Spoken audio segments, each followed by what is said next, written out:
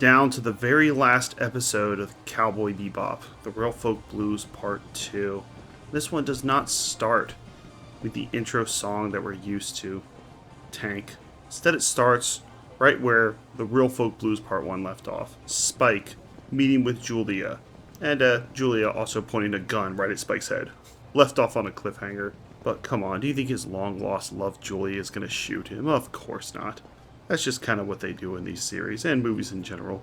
I love you so much, I want to kill you. And really, this is her symbolizing the fact that she was supposed to kill him many, many years ago, but she couldn't do it, so she ran away, and she's been hunted ever since. And she hugs him, and just asks him if they could run away together, and leave all this behind. And they are really wrapping things up. I'm going to have spoilers in this one. There's no way to really talk about this episode and not have spoilers. One, the series was released in 1998. So we get the first character that gets killed that's been a part of this series. Her name's Anna. Spike goes into her store and sees that these mercenaries from the Red Dragon crime syndicate who are trying to track him down and kill him have actually shot Annie, and she's bleeding on the floor.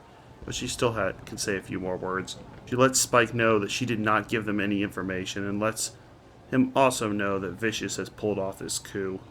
I assume he would have known about that before then, but this is the first time that the series tells us that Spike gets the information that Vicious has taken over the Red Dragon crime syndicate from these three old men. They were pretty weak, to be honest. I could have taken over the Red Dragon crime syndicate. They have three 90-year-olds running the thing.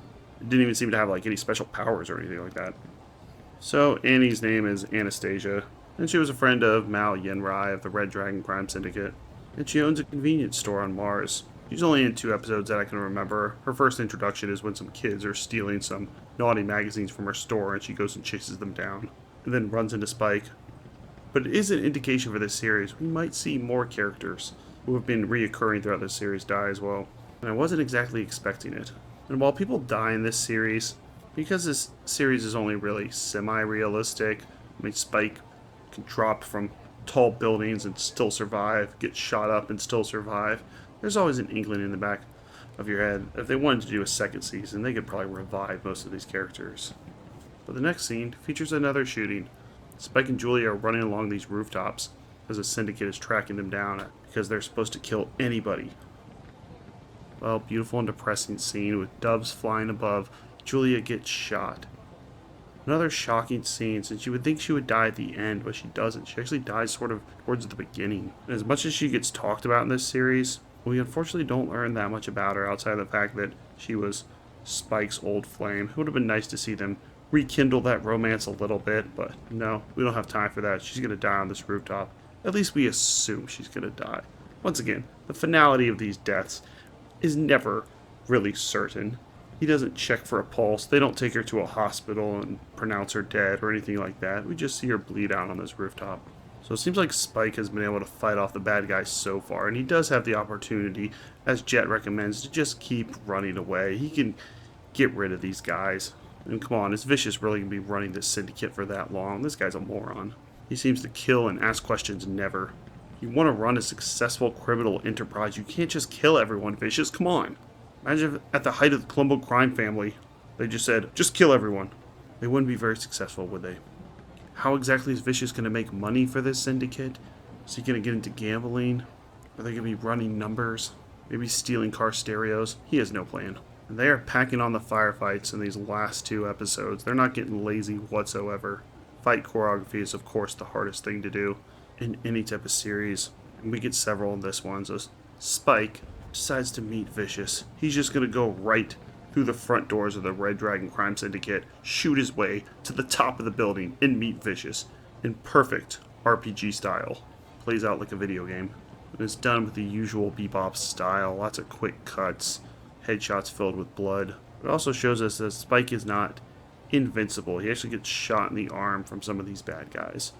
They're making it clear that as talented as he is, just bursting in the front doors and taking everyone on and not getting a scratch is not something even he can do. Spike gets some assistance in this firefight with Shin, who's been his man on the inside. He's part of the syndicate, but he's also helping Spike as well. And he gets gunned down and dies. His death seems a lot more final. Already 3 secondary characters have already died in this episode. Spike meets up with Vicious. And while their battle is not as epic as it is in Ballad of the Fallen Angels, he's already gone through a bunch of battles so far, and he is diminished. And there is this cool part where they switch weapons. Vicious likes using a sword, Spike sticks to a gun, and they have both of their arms fall to the side and then switch it over. So Spike has a sword, Vicious has the gun, and they go, let's just switch. So they switch it so Spike can get his gun back. And since they're so equal, they end up shooting each other and stabbing each other. Again, just like they did in Battle of the Fallen Angels. And it just ends there. Spike looks pretty diminished, and this is the ending scene. So does he die? Well, we're not sure.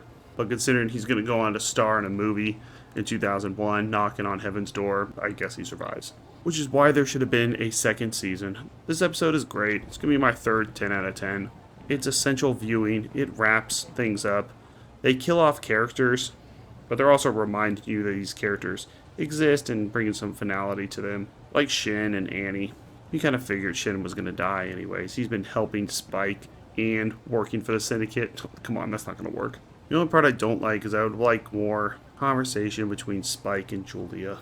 And maybe her death to feel a little more, I don't know, cinematic, important. I mean, she's by far the most important character that dies in this episode. Yeah, she's given just as much screen time as Annie does. But at the same time, it's also kind of shocking when she dies, because it doesn't happen at a point that you would think. It just seems like a regular firefight that they've had a million times before. So this is a great series. I gave 10 out of 10s to Ballad of Fallen Angels, Parrot LaFleur, and Real Folk Blues 2. Those are the 3 best episodes. And at some point I'll probably do a top 5 of the best episodes, though I just gave 3 of them. There's not going to be a top 5 worst, because there really isn't 5 bad episodes of this series. And at some point we're going to review Knocking on Heaven's Door, the movie, which I think I have 2 copies of the DVD for. Not sure how that happened.